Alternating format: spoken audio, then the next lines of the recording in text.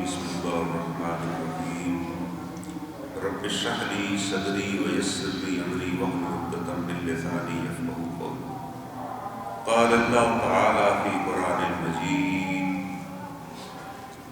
وإن جاهداك على أن تشرك بي ما ليس لك به علم فلا تطعهما وصاحبهما في الدنيا معروفا واتبع سبيل من أناب إلي ثم إلي مرجعكم فأنبئكم بما كنتم تعملون. يا بني إنها إن تك مثقال حبة من خردل فتكن في صخرة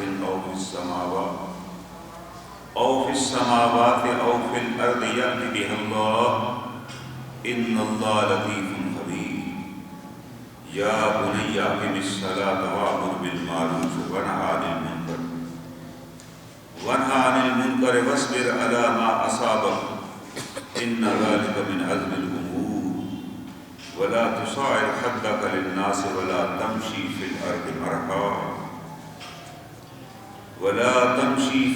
مرحا إن الله لا يحب كل مختال فخور واقصد في مشيك واغضض من صوتك إن أنكر الأصوات لصوت الحمير. ألم تروا أن الله سخر لكم ما في السماوات وما في الأرض وأسبغ عليكم نعمه ظاهرة وباطنة ومن الناس من يجادل في الله بغير علم ولا هدى ولا كتاب منير. صدق اللہ العلی العظیم. یہ سورہ لقمان کی آیات کریمہ ہیں جن کی آپ کے سامنے میں نے تلاوت کی. یہ وہ آیات ہیں جس میں اللہ تعالیٰ نے حکم دیا وَوَصَّيْنَا الْإِنسَانَ بِوَالِدَيْهِ کہ ہم نے انسان کو اس کو حکم دیا کہ اپنے والدین کے ساتھ وہ احترام کے ساتھ پیش آئے. ہم نے والدین کے بارے میں سے تاکید کی کہ تمہاری ماں نے تمہارا بوجھ اٹھایا اور کتنے عرصے تک تمہیں اپنے پیٹ میں پالا، پھر کتنے عرصے تک تمہیں دودھ پلایا، پھر تمہارے والد نے کتنی مشقت اٹھائی اور پھر جا کے تم دنیا میں آئے. اور دنیا میں آنے کے بعد پھر اللہ نے انہوں نے تمہاری پرورش کی. اگر رات نہیں سوتے تھے تو ان کو بھی نیند نہیں آتی تھی. کوئی والدین ایسے نہیں ہے کہ بچہ بیمار ہو وہ سو جائیں. آج بچے پوچھتے ہیں جی آپ نے ہمارے لیے کیا کیا. آج نوجوان سوال کرتے ہیں والدین کہ جی آپ نے ہمارے لیے کیا کیا. تو اللہ تعالیٰ نے کہا کہ میری عبادت کے بعد وَبِالْوَالِدَيْنِ إِحْسَانًا والدین کے ساتھ احسان کرنا. اپنے بعد اگر اللہ نے کسی کا ذکر کیا اپنے ذات کے بعد کہ میری عبادت کرنا اور والدین کے ساتھ احسان کرنا، اس سے بڑا حکم کوئی بھی نہیں ہے قرآن میں. تو والدین کے ساتھ احسان کرو بھی آپ نے ان سے یہ نہیں کرنا کیونکہ آپ کو پتہ ہی نہیں ہے آپ کے والدین نے آپ کو کس طرح پالا ہے. کہ تمہاری ماں تو کوئی چیز کھا بھی نہیں سکتی تھی، کوئی چیز پسند کی کھانا لگتی تو وہ کہتے ہیں یہ میں نہیں کھاؤں گی کہ میرے بچے کو کچھ نہ ہو جائے، یہ میرے پیٹ میں پتہ نہیں وہ پیدا بھی ہوگا کہ نہیں ہوگا، سالم بھی ہوگا کہ نہیں ہوگا. پوری مشقت سے وہ اس نے 9-10 مہینے کاٹے. جب وہ بچہ پیدا ہو گیا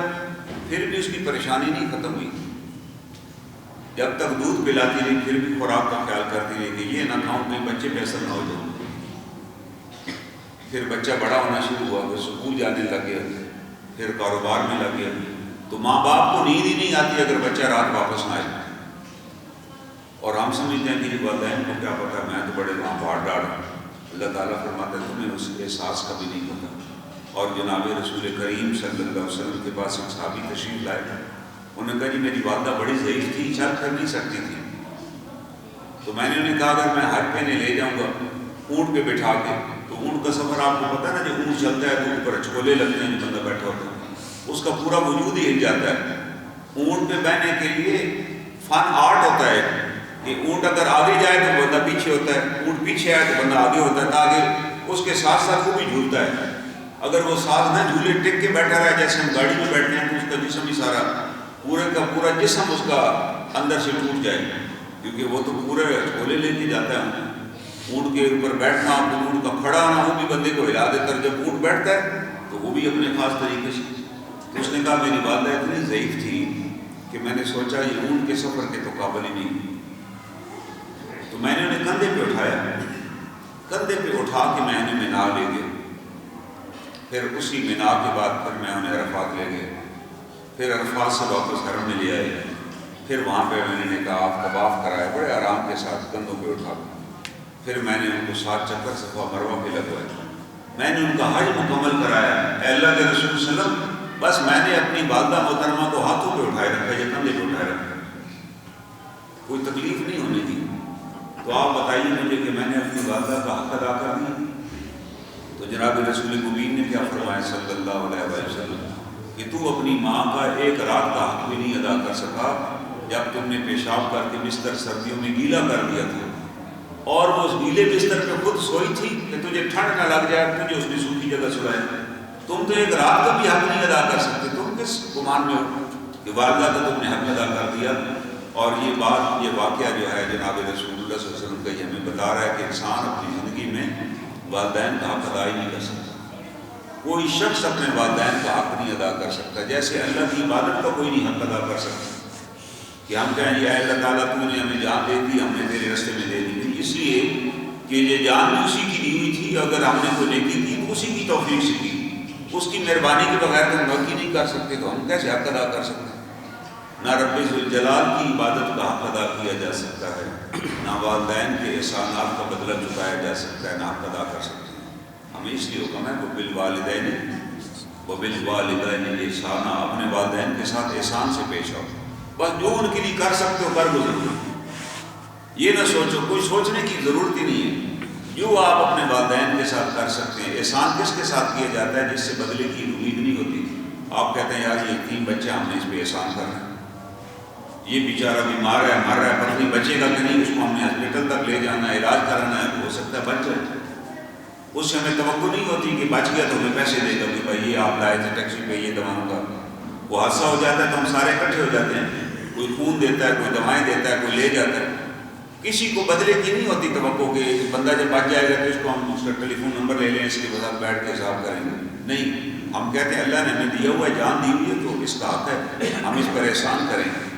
کیونکہ کل یہ واقعہ میرے پاس ساتھ بھی ہو سکتا ہے، کل کسی کے ساتھ ہو سکتا ہے۔ اور اللہ تعالیٰ نے قرآن حکیم میں کیا فرمایا؟ حل جزاء الاحسان الا الاحسان، کہ احسان کا بدلہ سوائے احسان کے کیا ہے؟ اگر تم میری مخلوق پر احسان کرو گے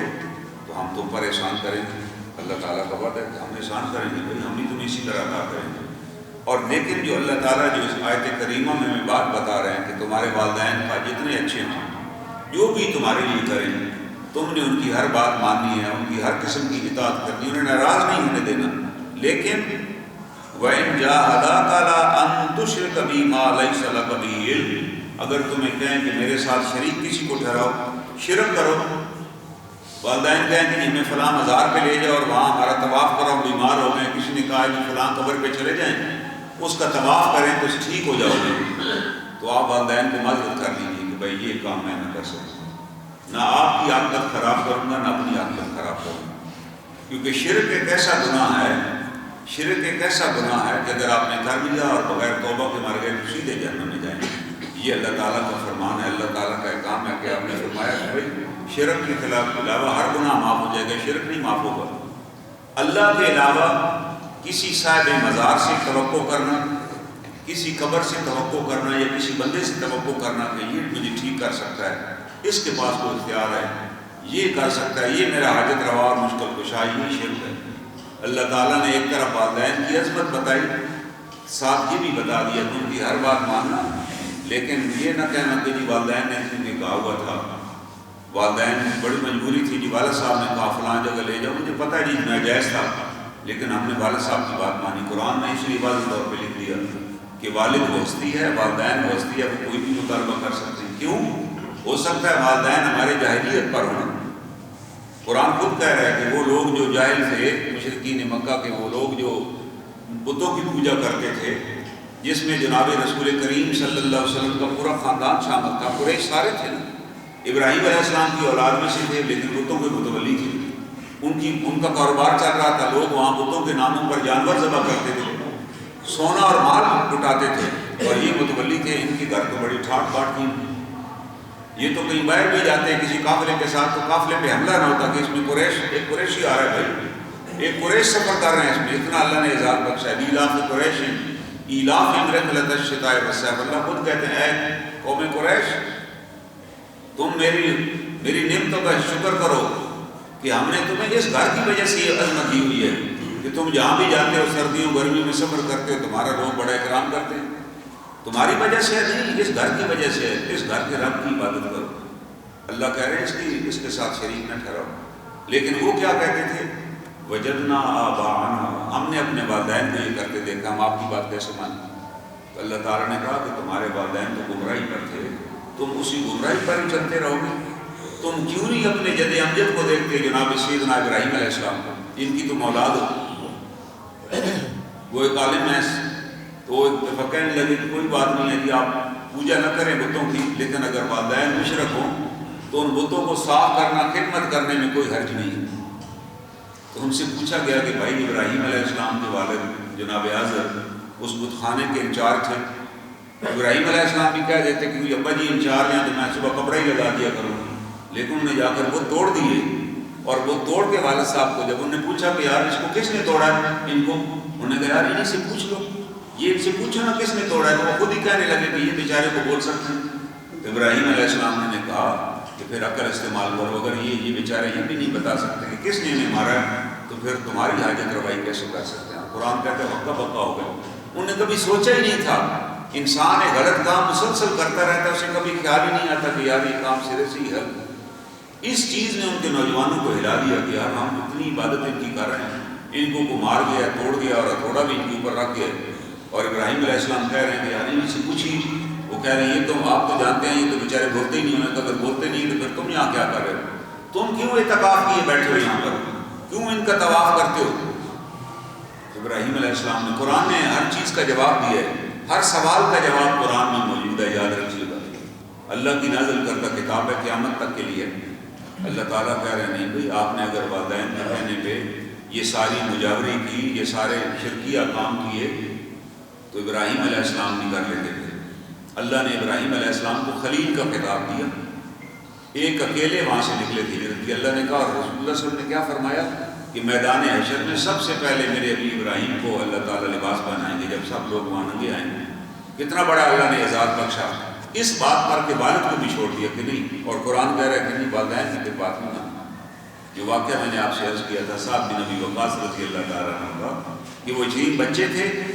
ان کی والدہ نے انہیں پالا تھا، جب ایمان لے آئے تو والدہ نے کہا میں دھوپ میں بیٹھ جاؤں گی اور پانی بھی نہیں پیوں گی اور کھانا بھی نہیں کھاؤں گی اور مر جاؤں گی اس وقت تک جب تک تم واپس باپ دادا کے دین میں نہیں آتے۔ ساتھ تم نے کیا غلطی کر بیٹھے کہ تم نے باپ دادا کا دین چھوڑ ڈالا؟ انہیں بڑی ماں کی محنت کی، یہاں تک کہ جب ماں کی حالت خراب ہو گئی، شدید گرمی تھی، اس نے کہا جب میں مر جاؤں گی تو لوگ کہیں گے کہ اپنی ماں کا قاتل ہے سعد۔ جب حضرت سعد نے دیکھا کہ ماں کسی صورت میں ٹلنے والی نہیں کہ میں حضور صلی اللہ علیہ وسلم کا ساتھ چھوڑ دوں اور واپس باپ دادا کے دینوں پہ آ جاؤں، تو آپ نے کہا اماں جان اگر آپ کی 1000 جان بھی ہو اور ہر لمحے میں ایک جان نکلے میں یہ برداشت کر لوں گا کہ نکل جائے آپ کی جانیں، لیکن میں اللہ اور اس کے رسول صلی اللہ علیہ وسلم کو نہیں چھوڑوں گا۔ میں جان چکا ہوں کہ اللہ ایک ہے، لا شریک ہے، اور اللہ حضرت محمد صلی اللہ علیہ وسلم اللہ کے رسول ہے۔ میں اس دین پہ ایمان لا چکا ہوں، آپ جانا چاہتے ہیں تو بڑے سے جائیں، میں آپ کی ہر خدمت کروں گا لیکن یہ بات نہیں مانوں گا۔ جب ماں نے یہ بات سنی تو اسے پتا تھا کہ یہ تو میرا بڑا فرمانبردار بیٹا، یہ تو میری ذرا سی تکلیف کے اوپر بھی چونک اٹھتا ہے، نیند نہیں آتی اس کو اگر ابھی کی طبیعت خراب ہو تو۔ وہ فوراً اٹھ کھڑی ہوئی، کہتا اچھا بیٹا تو اپنے بات پر اتنا پکا ہے، یہ کیسا دین ہے جس کی وجہ سے تو ماں کو مجھے بتا اس کے بارے میں۔ اور حضرت سعد بن ابی وقاص کے اس غیر متزلزل ایمان کی وجہ سے ان کی والدہ کو بھی اللہ نے ایمان کی دولت عطا کی۔ اگر اس وقت وہ ڈھل جاتے تو چلو جی اماں جی کہہ ہی نہیں تو کوئی بات نہیں، آج ان کے سامنے کہہ دیتا ہوں کہ میں اسی دین پر ہی ہوں تو کیا فرق پڑتا؟ اس مقام پر بھی نہ آتے جس مقام پہ اللہ نے انہیں فائز کیا تھا، والدہ بھی محروم ہو جاتی ہیں، وہ بھی جنت میں چلی جاتی ہیں۔ لیکن اس مقام کا کیا نتیجہ نکلا کہ جب والدہ کو کہہ دیا کہ نہیں حضور کو نہیں چھوڑوں گا، پھر وہ صحابیہ میں نے عرض کیا تھا عہد کے موقع پہ جب حضور صلی اللہ علیہ وسلم پر تیروں سے بارش کی گئی، حضرت سعد بن ابی وقاص وہ صحابی تھے جو آپ کے سامنے کھڑے تھے، جدھر سے تیر آتا تھا ہاتھ آگے کر دیتے تھے، کبھی خود آگے آ جاتے تھے، اور حضور صلی اللہ علیہ وسلم کو کہا کہ آپ بس مجھے تیر پکڑواتے جائیں، جو تیر آپ کی طرف آئے وہ تیر اٹھاتے اور پھر فوراً تیر انداز تھے، اتنی تیز رفتاری تھی ان کے اندر کہ کمان بس تیر گرتا تھا، دوسرا تیر وہ چلا دیتے تھے۔ آپ نے جب دیکھا اور اپنی پرواہ نہیں کی کہ مجھے تیر کہاں لگ رہے ہیں، تو اللہ کے رسول صلی اللہ علیہ وسلم نے اس واحد صحابی کے بارے میں کہا، اے سعد میرے ماں باپ تم پر قربان ہو جائیں گے۔ ورنہ صحابہ نے کتابیں بھری ہوئی ہیں، ہر صحابی نے تقریباً جو بھی حضور صلی اللہ علیہ وسلم کے پاس آیا تھا جی میرے ماں باپ آپ پر قربان ہوں، ماں باپ بڑی عظمت ہے، لیکن یہ وہ واحد صحابی ہیں جس کے بارے میں حضور نے فرمایا کہ سعد میرے ماں باپ تم پر قربان ہوں، جس طریقے سے تو میری حفاظت کر رہا ہے، تجھے تو پرواہ نہیں ہے کہ تیری آنکھ کے پاس کوئی تیر آ رہا ہے، تیرے بازو میں لگ رہا ہے، تیرے جسم پہ لگ رہا ہے، اور تو مجھے بچا رہا ہے ہر طرف سے۔ یہ کیوں اعزاز ملا؟ اس اعزاز کے پیچھے وہ بات ہے، یاد رکھیے ہر نیکی کا ایک اثر ہوتا ہے، ایک نیکی آج آپ کرتے ہیں اس کا نتیجہ کسی اور جگہ برآمد ہوتا ہے۔ اسی سورہ لقمان میں اللہ تعالیٰ بتا رہے ہیں کہ آپ کی کوئی نیکی ضائع نہیں جاتی کہیں بھی۔ سعد بن نبی وقاص نے جس ایمان کا مظاہرہ وہاں کیا، جس صبر کا اور جس استقامت کا مظاہرہ کیا، اللہ کو اتنی پسند آئی کہ حضور صلی اللہ علیہ وسلم سے مہر لگوا دی کہ ان کے بارے میں آپ کہیں، اور ظاہر اللہ کے رسول نے اللہ کے حکم سے کہتے ہیں۔ اور سعد بن نبی وقاص وہ صحابی ہیں جن کے بارے میں اللہ کے رسول صلی اللہ علیہ وسلم نے ان کی زندگی میں کہہ دیا تھا السعد فی الجنہ، کے ساتھ جنت میں جو 12 صحابی ہیں نا، 10 صحابی ہیں جن کو عشرہ مبشرہ کہتے ہیں، ان میں حضرت سعد بن نبی وقاص بھی شامل ہے۔ کتنا بڑا اعزاز ہے کہ زندگی میں اللہ نے حضور صلی اللہ علیہ وسلم جیسی شخصیت سے کہلوا دی کہ آپ جنت میں جائیں گے۔ تو حضور کا کہنا اس کی کتنی بڑی اتھارٹی ہے، اس سے بڑی تو کوئی اتھارٹی دنیا میں ہو ہی نہیں سکتی۔ تو اللہ تعالیٰ بتا رہے ہیں، تو یہ جو جناب لقمان تھے یہ اپنے بیٹے کو نصیحت کر رہے ہیں، یہ ساری ان کی نصیحتیں ہیں کہ بیٹا یہ کام نہ کرنا، اور ساتھ وہ کہتے ہیں اپنے بیٹے کو یا بنیا، اے میرے بیٹے، انہا ان تک مثقال حبۃ من خردل فتکن فی صخرۃ او فی السماوات او فی الارض یأتی بہ اللہ، کہ کوئی بھی چیز جو رائی کے دانے کے برابر، رائی آپ سمجھ لیجیے، ہم میں سے بہت سے نے رائی دیکھی نہیں ہوگی، باجرہ نہیں ہوتا جیسے کہ باجرے کے دانے کے برابر بھی اگر آپ نے کوئی کام کیا ہوگا یا نیکی کا یا برائی کا، اور وہ کام کسی پہاڑ کی وادی میں کیا ہوگا یا زمین کے کسی ایسے خطے میں کیا ہوگا جہاں وہ بندہ نہ بندے کی ذات ہوگی، وہ اپنے بیٹے کو کہتے ہیں یاد بھی اللہ، اللہ اس کو لے آئے گا، اللہ اس کو ظاہر کر دے گا۔ آپ یہ نہ سمجھیں کہ یار 4 بندے کھڑے ہوں تو وہاں تو نیکی کی جائے، جہاں کوئی بندہ نہ ہو وہاں نیکی کی ضرورت ہی نہیں ہے۔ اگر آپ نے کسی صحرا میں اور کسی بالکل بے آباد علاقے میں بھی کسی جانور کی بھی جان بچائی ہوگی، کسی جاندار کے منہ میں بھی پانی کے قطرے ڈالے ہوں گے، اللہ تعالیٰ کہہ رہے ہیں کہ یاد بھی اللہ مجھ کو لے آئیں۔ اور آپ نے اگر کہیں چھپ کر کوئی ایسا گناہ کیا ہوگا کہ یہاں تو کوئی دیکھنے والا کوئی بھی نہیں ہے، یار یہ کر گزرتے، انسان کے ساتھ شیطان ہے نا، کوئی ایسی چیز کسی کی دیکھی کہا یار چلو اٹھا لو، یہاں تو کوئی بھی نہیں دیکھ رہا، مسجد میں تو میں کوئی ایسی حرکت نہیں کروں گا، لیکن جہاں کوئی نہ دیکھنے ہو سکتا کر گزروں۔ تو اللہ تعالیٰ فرما رہے ہیں یاد بھی اللہ مجھے لے آئیں گے، تمہارے سامنے لے آئیں گے، آپ کو بندہ بتا دے گا کہ ہاں یہ کام آپ نے کیا تھا، آپ کے ساتھ بھی وہی کام ہو جائے گا۔ یاد رکھیے دھوکہ جو ہے نا، دھوکہ وہ پلٹ کر آتا ہے اسی بندے کے پاس جس نے اس کی ابتدا کی ہوتی ہے۔ اگر ہم یہ سکے چلائیں گے وہ یہ سکے ہمارے پاس ہی بنائیں گے۔ اگر آپ کے پاس یہ نوٹ آ جائے تو پھر یہ نہ کریں کہ آپ نوٹ نکل آیا 1000 روپے کا، یار بینک سے نکلوایا یا کسی وجہ سے تو پتہ چلا یہ نہیں ہے۔ اب ہم کوشش کرتے ہیں، کیا کرتے ہیں کہ چلو یار اب اس کو چلائیں کہیں جا کر، ہم پھر اتنے ہی مجرم ہیں جتنا پہلے والا مجرم تھا۔ اب ہمارے لیے کیا ہوگا، میں تو اس کو پھاڑ کے جلا ڈالیں کہ چلو یار وہ یہ بھی نوٹ اب آ گیا تھا، اب میں نے اس کو ختم کر دیا، اب وہ آگے نہیں چلے گا، دیٹس آل۔ لیکن اگر میں کہوں کہ چلو یار ابھی میں تو ابھی آ گیا، 1000 کا بڑا نقصان ہے، اس کو کہیں اور چلا دیتے ہیں، کسی رش والی جگہ پہ جا کے لے آئے، بڑے خوش ہو گئے کہ جی میں نے تو کوئی نقصان نہیں کیا، آیا تھا آگے چلنا ہی نہیں، آ گیا تھا، آپ کو پتہ چل گیا تھا، اس کے بعد آپ نے 1000 کی قربانی نہیں دی نا۔ قرآن تو قربانی، اسلام تو قربانی کا نام، یہ تو ایثار سکھا رہا ہے کہ آپ نے تو اس نے تو دھوکہ دیا مگر آپ نے وہ دھوکہ آگے روانہ کر دیا، وہ دھوکہ بڑے برے طریقے سے لوٹ کے آپ کے پاس ہی آئے گا، آپ کی زندگی میں ہی آپ کے ساتھ سامنے آ جائے گا۔ ہم اس بات کو سمجھتے نہیں، ہم کہتے ہیں یار پچھلے 2-4 سال سے تو کچھ نہیں ہوا۔ اللہ تعالیٰ فرما رہے ہیں اگر ہم تم کو تمہارے گناہوں کی وجہ سے پکڑنا شروع کریں تو زمین پر کوئی جاندار ہی زندہ نہ بچے۔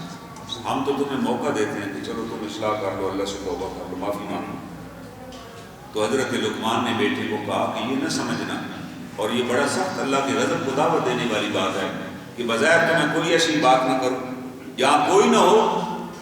جہاں مجھے کوئی نہ دیکھ رہا ہو وہاں جس کو مرضی دیکھوں، جہاں کوئی نہ دیکھ رہا ہو جو مرضی کسی کو کہوں، کہ کوئی دیکھ ہی جو نہیں رہا۔ تو اللہ تعالیٰ فرما رہے ہیں کہ نہیں، وہ اللہ کے غضب کو دعوت دینے والی بات ہے کہ تم اللہ سے چھپ کر گناہ کرتے ہو کہ شاید اللہ کو نہیں پتہ لگتا، بندے تو نہیں دیکھ رہے۔ اللہ تعالیٰ فرمایا، حضور صلی اللہ علیہ وسلم نے کیا فرمایا؟ آپ نے خبردار کیا، اگر تم اس طرح چھپ چھپ کر گناہ کرو گے اور بظاہر تم بڑے پارسا ہو تو اللہ تعالیٰ تمہیں تمہارے اعمال کی چادر اڑا دیں گے۔ جیسے کسی مجلس میں کسی بندے کو کالی چادر پہنا کے کھڑا کر دیا جائے کہ اس کو دیکھ لو، اس کالی چادر والے کو، ہر بندہ پہچان لے گا۔ آپ نے فرمایا تم نیک کام بھی چھپ کے کرو گے، اللہ اس کو بھی ظاہر کر دیں گے لوگوں میں کہ اس نے یہ نیکی کا کام کیا ہوا۔ آپ کو بتانے کی ضرورت نہیں ہے کسی کو کہ جی ہم نے یہ نیکی کے کام کیا، ہم نے یہ کیا، ہم نے وہ کیا، کوئی اشتہار لگانے کی ضرورت نہیں ہے۔ آپ نے اللہ کے لیے کیا، چھوڑ دیں، اللہ خود ہی اشتہار لگا دیں گے۔ اور اگر آپ نے برائی کا کام کیا اور سمجھ رہے ہیں کہ بڑے آپ ہوشیار اور چلاک ہیں، کسی کو پتہ ہی نہیں چلا، اللہ فرماتے ہیں یہ آپ نے کام کیا نہیں ہے، ہم اس کو ظاہر کر کے چھوڑیں گے۔ اس سے پہلے کہ تم اللہ سے معافی مانگ لو اور اللہ سے اور عہد کر لو کہ آئندہ میں نہیں کروں، اور معافی مانگتے رہو اس وقت تک جب تک گناہ چھوڑ نہیں دے۔ یہ نہیں، ایک صحابی نے کہا، آپ نے کہا معافی اللہ استغفار کرو، استغفار کی، پھر آئے گئے دن کے لیے پھر وہ گناہ، آپ نے کہا پھر استغفار کرو، پھر چند دنوں بعد آیا اور کہنے لگے اللہ کے رسول صلی اللہ علیہ وسلم پھر وہ مجھ سے غلطی، آپ نے کہا پھر استغفار کرو۔ آپ نے کہا اللہ نہیں تھکتے، تم استغفار اس وقت تک کیے رہو جب تک اللہ تمہیں اس گناہ سے بچا نہیں دیتے کہ تیرے اندر اللہ پھر اس گناہ کے بارے میں نفرت ڈال دے گا کہ آپ اس کو قریب بھی نہیں پھٹکو گے۔ اگر استقامت کے ساتھ استغفار کرتے رہو گے، گناہ سے بچانے والی ذات بھی اللہ کی ذات ہے، نیکی کی توفیق دینے والی ذات بھی اللہ کی ذات ہے۔ کبھی نہ سمجھیں کہ جی ہم تو بڑی 5 وقت کی نماز مسجد میں جا کے پڑھتے ہیں، آپ نے ایک دن سوچا اگلے دن فجر کی نماز ہی زور بھی نہیں نصیب ہوگی بھائی، کیونکہ یہ تو ہمیں اللہ کے آگے سر جھکانا ہے کہ تیری مہربانی کی تو نے ہمیں اپنے گھر آنے کی توفیق عطا کی، ہمیں قرآن پاک پڑھنے کی توفیق عطا کی، ہمیں دین کی سمجھ عطا کی۔ ورنہ کتنے لوگ ہیں کہ بازار میں آتے ہیں کو پریشانی بن جاتی ہے اور اس پریشانی میں 3 نمازیں اکٹھی نکل جاتی ہے، ہوش ہی نہیں ہوتی۔ یہ اللہ کی کرم نوازی ہے جس نے یہ فکر ڈالی کہ نہیں یہ نماز کا وقت ہے۔ کیوں کہا گیا کہ وہ لوگ بغیر حساب کتاب کے جنت میں جائیں گے جو بازاروں میں عام بندے ہیں، بازاروں میں خرید و فروخت کر رہے ہیں، سودا لے رہے ہیں، اذان ہو گئی، انہوں نے ادھر اس کو کہا کہ بھائی یہ سودا بعد میں کریں گے، اب ہم مسجد جا رہے ہیں، جا کے نماز کی تیاری کریں گے۔ آپ نے فرمایا یہ وہ لوگ ہیں جو بغیر حساب کتاب کے جنت میں جائیں گے، کیونکہ انہوں نے بتا دیا کہ یار ہمارے نزدیک کے سودے کی امید نہیں ہے، ہم تو کھڑے رہتے ہیں کہ چلو یار اب سودا بانی کیا تو کہیں 10 روپے زیادہ ہی نہ دینے پڑے، نماز تو بعد نہیں پڑھی جا سکتی۔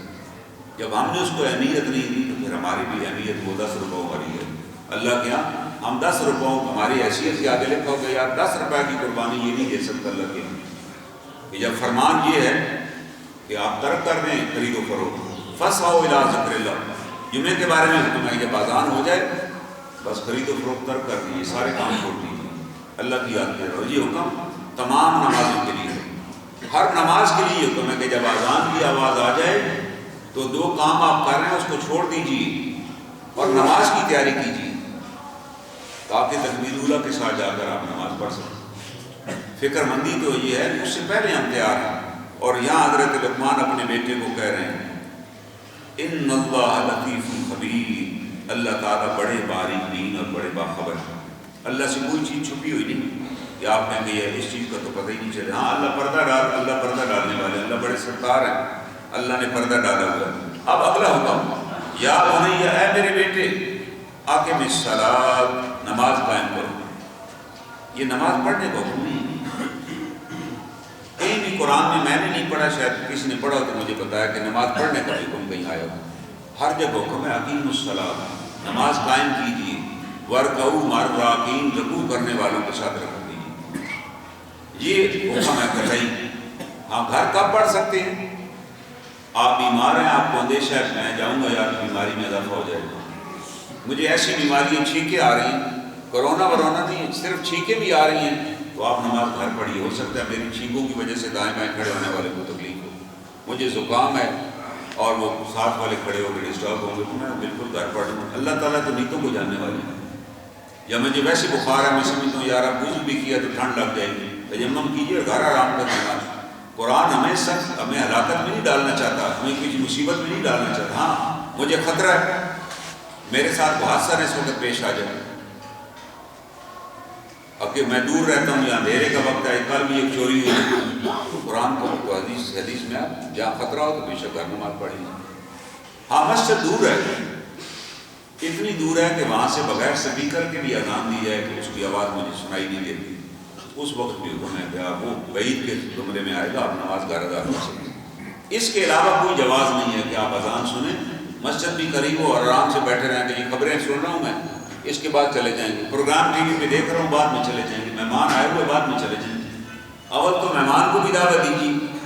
کہ جناب آئے نماز کے لیے چل، اگر وہ کہے کہ نہیں میں بعد میں پڑھ لوں گا تو آپ نے بیٹھیے میں فرض پڑھ کر آ جاتا ہوں۔ یہ بتائیے اس کو کہ اصل چیز نماز ہے بھائی، آپ اتنے وی آئی پی نہیں ہیں کہ آپ کی وجہ میں نماز چھوڑ کے بیٹھ جاؤں، میں فرض پڑھ کے آ جاؤں تو بس آپ بیٹھے میں آ رہا ہوں، آپ تشریف رکھیں۔ یہ آپ کی دعوت ہے، یہ ضروری ہے مسلمان کو دعوت دینا۔ دعوت کے لیے ضروری تو نہیں ہے کہ ہم آپ کی گھر دستک دیں اور کہیں جی ہمیں دین پر عمل کرنا چاہیے۔ کسی سے آپ نے وقت بھی پوچھ لیا، حکم ہے کسی بھی نئی بستی میں جائیں، کسی نئے دوست کے پاس جائیں، کسی اور محلے میں جائیں تو پہنچنے بیٹھنے سے پہلے جب بیٹھ جائیں وہاں ان کے پاس تو پہلا ہی سوال یہ کریں کہ آپ کے یہاں عصر کی نماز، اگر عصر نہیں ہوئی تو پوچھیے بھائی مسجد کدھر ہے اور آپ کے یہاں عصر کتنے بجے ہوگی۔ یہ آپ نے ان کو دعوت دے دی ہے، یہ ضروری ہے۔ ہوتا کیا ہے، وضو کر کے گئے میں وہاں گئے، گپوں میں بیٹھ گئے، پھر چائے آ گئی، پھر جب آدھا گھنٹہ رہ گیا کہا جی میری تو اثر رہتی تھی، وہ کہتے ہیں جی ہم بھی نہیں پڑھ سکے آپ کی وجہ سے، یعنی دونوں ہی نالائق ثابت ہو گئے۔ اگر ہم جاتے ہی اسے کہہ دیتے کہ یار اثر آپ کے یہاں کتنے بجے، وہ کہتے ہیں جی 5 بجے، کہتے ہیں ٹھیک ہے آدھا گھنٹہ ہے یار، اسے بھی پتہ چل جاتا اگر چائے پینی ہے تو آپ پی لیں گے، ورنہ بعد میں، ورنہ پہلے نماز پڑھی جائے گی۔ اور جہاں بھی جائیں اور رات کو کسی یہاں کے جہاں ٹھہرنا پڑا ہے تو اس سے بھی پوچھیں کہ یار قبلہ کس طرف ہے، وہ نہیں کہ وہ رات کو آپ کو سلا جائے اور صبح آپ کو نہ مسجد کا پتہ ہو، نہ رستے کا پتہ ہو، نہ قبلے کا پتہ ہو۔ یہ رات کو سے پوچھیں گے نا، وہ بتائے گا یار کوئی پریشانی نہیں ہے جی، مسجد قریب ہے میں آپ کے ساتھ لے چلوں گا، یا کہے گا مسجد دور ہے گھر ہی پڑھ لیجیے، یہ مصلی اور یہ قبلہ ہے۔ آپ نے ان کو دین کی دعوت دے دی ہے، جس کے آپ ذمہ دار تھے، اتنی آپ ذمہ دار ہیں، آپ نے پڑھانا نہیں ہے کہ ٹھپ ٹھپ کر کے کہیں تو بھائی نماز سارے پڑھ لو، بس اتنا کافی آپ نے کہہ دیا۔ یہ فکر مندی کی ضرورت ہے، یہ فکر ہے مسلمان کے لیے کہ آپ فکر کے ساتھ زندگی بسر کریں، جہاں جا رہے ہیں آپ کو فکر ہو یار میں وہاں جا رہا ہوں نماز ہی نہ جاتی رہے۔ اس لیے کہا گیا کہ آپ اپنے بچوں کو نماز کا عادی بنائیں۔ آپ نہیں بنا سکتے کہ میں لسٹ بنا لیں کہ میرا بچہ فلاں کو بھی نہیں ملے گا، فلاں جگہ بھی نہیں جائے گا، یہ بھی نہیں کرے گا، یہ آپ نہیں کر سکتے، یہ ہیومنلی پاسبل بھی نہیں ہے۔ لیکن آپ بچپن میں اگر آپ نے عادت بنا لی ہے کہ اپنے بچوں کو مسجد ساتھ لے آتے ہیں، یہ بچے نہیں صبح اٹھ سکتے، آپ واپس گھر جاتے ہیں انہیں جگاتے ہیں کہ نہیں بیٹا نماز پڑھو، جب نماز کے عادی ہو جائیں گے پھر آپ کو ان کی حفاظت کی قطعاً ضرورت نہیں ہے، پھر وہ اس کی نماز ہی اس کی حفاظت ہے، وہ جدھر بھی جائے گا اس کو پتہ ہوگا یار میں نے نماز پڑھنی ہے۔ بچپن میں آپ نے اس کو گھٹی نماز کی دی ہوئی ہے، وہ کسی کمپنی میں بھی جائے گا، غلط کمپنی میں بھی نہیں بیٹھے گا کہ یار میری نماز ان کے بیوقوفوں کے ساتھ چلی جائے گی، میں کیسے بیٹھ سکتا ہوں۔ آپ کیسے لسٹ بنا سکتے ہیں، کیسے چیز کر سکتے ہیں بچے کو، آپ اس کے اندر ایک چیز ڈال دیں کہ بھائی نماز نہیں، جب وہ باپ کو دیکھے گا کہ یار باپ بیمار بھی ہے تو نماز پڑھتا ہے، بارش بھی ہے تو کہتا ہے کہ نہیں یار چلیں باہر بارش ہو رہی ہے گھر میں پڑھنے میں، جگاتا ہے نماز پڑھاتا ہے، تو ایک سٹیج آ جاتی ہے، نماز اپنی جگہ بنا لیتی ہے، پھر اس بچے کو پتہ چل جاتا ہے کہ سارے کام نماز سے ہی ہوتے ہیں۔ جناب رسول اللہ صلی اللہ علیہ وسلم نے صحابہ کو یہ کوئی تلقین نہیں کی کہ جب پریشانی میں آنا تو مجھے اطلاع دینا، ہم نے بے شمار دعائیں پاس سے گھڑ لی ہیں، یا رسول اللہ انظر حالنا، اے اللہ کے رسول ہمارے حال پہ نظر کیجیے، یہ ناجائز ہے، یہ شرکیہ کلمہ ہے، رسول اللہ صلی اللہ علیہ وسلم نے اس کی تلقین نہیں کی، کوئی حدیث نہیں ہے، کسی کو آپ نے نہیں کہا لشکر کو بھیجتے وقت کہ جاؤ جب پریشانی ہونا تو مجھے بلا لینا، آپ نے صحابہ اکرام کو تلقین کی کہ میں تمہیں بتاتا ہوں کہ تم نے کیا کرنا ہے، جب تمہیں کسی چیز کی حاجت آئے، کسی چیز کی ضرورت ہو تو تم نے کیا کرنا ہے، 2 نفل صلاۃ الحاجت کے پڑھنے اور اللہ سے مانگنا، اللہ تمہیں عطا کر دے گا۔ صحابہ نے یہ بات پلے باندھ لی، صرف ایک صحابی سے غلطی ہوئی اور حضرت غالباً ابو عبیدہ تھے یا خالد بن ولید تھے، وہ جنگ یرموک میں تھے، جب انہوں نے دیکھا کہ چاروں طرف سے عیسائی فوجیں پہنچ گئی، دھڑ دھڑ لشکر آ رہے ہیں، تو انہیں فوراً وہاں سے قاصد روانہ کیا حضرت عمر کے پاس، امیر المومنین کے پاس، کہ جناب ابھی دشمن چاروں طرف سے آ رہا ہے، آپ ہمیں کمک بھیجیے، کوئی دستہ روانہ کیجیے مزید۔ حضرت عمر بڑے سخت ناراض ہوئے، خط بھیجا ہے، بندے کے ہاتھ خط بھیجا کہ لے جاؤ، انہیں کہنا کہ آئندہ میری طرف مت دیکھنا اور مجھے مت خط لکھنا، میں تمہاری توجہ اس ذات کی طرف کروا رہا ہوں جس نے بدر میں ہمیں فتح دی تھی جب ہمارے پاس 13 تلواریں تھیں۔ تم بھول گئے ہو بدر کو؟ بدر میں کہاں سے مدد آئی تھی؟ اللہ کے رسول صلی اللہ علیہ وسلم نے کیا کیا تھا؟ آپ نے نماز پڑھی اور وہاں دعا مانگی، اتنی دعا مانگی کہ آپ کے کندھوں سے چادر مبارک گر گئی۔ سیدنا ابوبکر صدیق نے کہا بس اے اللہ کے رسول، بس آپ نے کافی دعا کر لی۔ تو اللہ تعالیٰ نے اس لشکر کو جس کے پاس ٹوٹل 13 تلواریں تھیں اور پورے لشکر کے پاس صرف 2 گھوڑے تھے، اس لشکر کو ان لوگوں پر فتح نصیب کی جن کے پاس 1000 جوان تھے اور 1000 کے 1000 مسلح تھے اور 100 گھوڑے تھے۔ اللہ تعالیٰ نے پہلی جنگ کو اور اس جنگ کو اس دن کو قرآن میں خود قرآن میں لکھا ہے یوم الفرقان، فرق کرنے والا دن، جس نے بتا دیا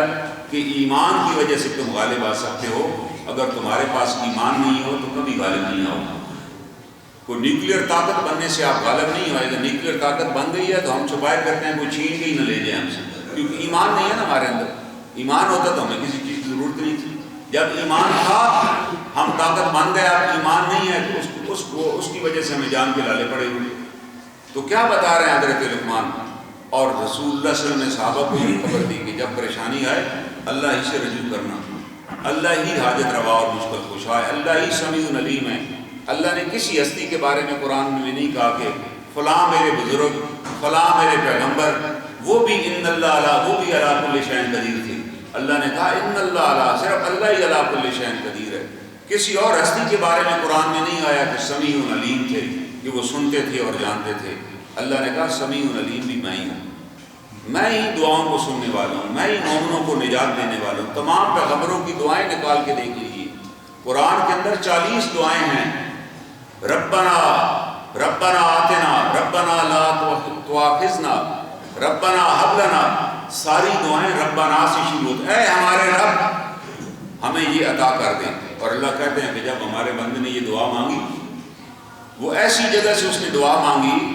جہاں سے آواز بھی باہر نہیں آ سکتی، مچھلی کے پیٹ میں تھے اور مچھلی گہرے سمندروں میں تھی اور رات کی تاریکی تھی، پھر سمندروں کی تاریکی تھی۔ اللہ فرماتے ہیں فاستجبنا له ونجيناه من الكرب العظیم، ہم نے وہ دعا سنی جناب یونس علیہ السلام کی، ہم نے اس کرب عظیم، آپ تھوڑی دیر کے لیے سوچیں نا، آپ کسی الماری میں بند ہو جائیں اور اس الماری کو سمندر میں پھینک دیا جائے، اب ایک مچھلی انہوں نے نکل لیا اور مچھلی لے کے تیر رہی ہے، مچھلی سے کیسے باہر آواز آئے گی کہ فلاں مچھلی کون نکالے گا؟ انہیں تو پہنچ سکتا ہے